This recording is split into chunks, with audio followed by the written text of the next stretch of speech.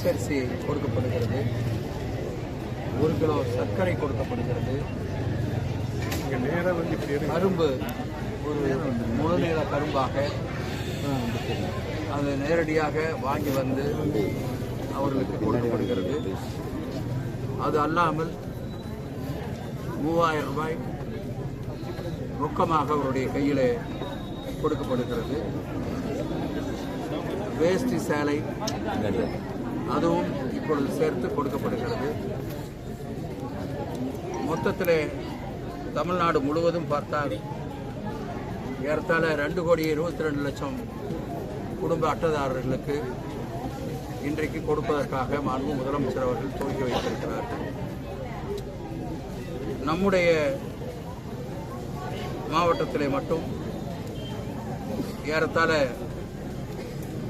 இலங்கை தமிழர்கள் அதையும் சேர்த்து 7,46,528 குடும்ப அட்டைதாரர்களுக்கு இந்த பொங்கல் தொகுப்பு போய் சேருகிறது.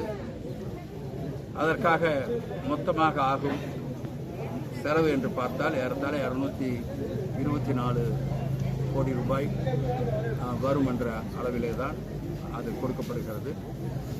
தமிழ்நாடு முழுவதும் பார்த்தால் ஏறத்தாழ 7,000 கோடி ரூபாய்க்கு இன்றைக்கு மாண்பு முதலமைச்சர் அவர்கள் இதற்காக தனியாக பணம் ஒதுக்கி இந்த பொங்கல் அந்த மக்களுடைய குடும்பத்தில் ஒரு பெரிய மகிழ்ச்சியை ஏற்படுத்த வேண்டும் என்ற அந்த உணர்வோடு இந்த நடவடிக்கை எடுத்திருக்கிறார் என்பதை இந்த நேரத்தில் நான் தெரிவித்துக் கொள்ள விரும்புகிறேன்.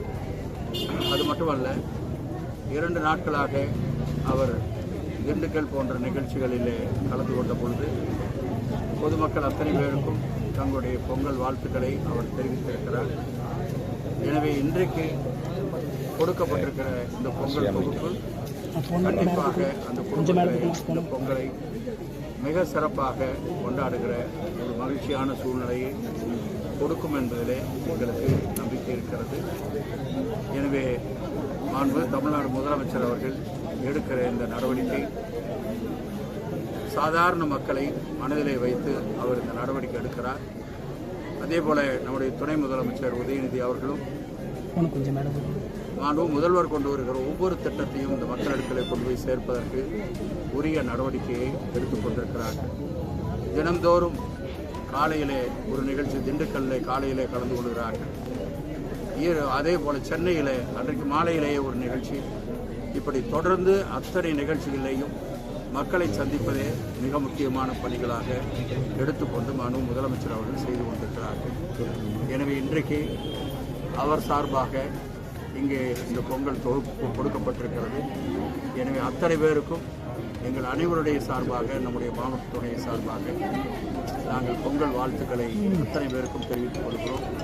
நம்முடைய மாவட்டத்தை பொறுத்தவரை மாவட்ட ஆட்சித்தலைவர் உட்பட அத்துணை அதிகாரிகளும் இந்த தொகுப்பை கொடுப்பதற்காக எடுத்திருக்கிற முயற்சிகள் எவ்வளவு என்று உங்களுக்கு தெரியும். எனவே அவர்கள் தொடர்ச்சியான அந்த பணியை மிக கவனமாக செய்தால்தான் இதில் எந்த ஒரு குறைபாடும் இல்லாமல் இந்த திட்டங்களை நிறைவேற்ற முடியும்.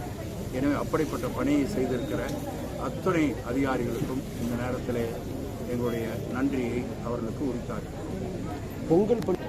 இது பொங்கலுக்காக கொடுக்கிற தொகுப்பு. எனவே அதற்குள்ளாக அவருடைய கைக்கு போக வேண்டும் என்பதில் மிகுந்த அக்கறையோடு இருக்கிறார்.